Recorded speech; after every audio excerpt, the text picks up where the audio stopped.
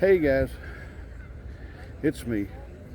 I know I'm thinking of y'all because I know it's 32 degrees up there and real cold all over the Northeast. You're expecting the biggest winter storm of a whole time or some crap like that. And I'm down here at the beach and I know what y'all think. Y'all think, oh my gosh, he's got it made. Well, let me tell you, it's not all fun and games here. You know, you get out here, it is so hot down here that some of these women are hardly wearing any clothes at all. They're burning up.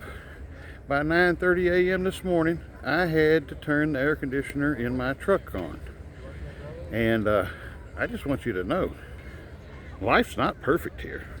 Yeah, I broke a sweat every time I've gotten out of the car just to damn DoorDash. I run up to the porch. What happens to me? Break a sweat. Got to get in the truck, turn the air conditioner on high, cool back down.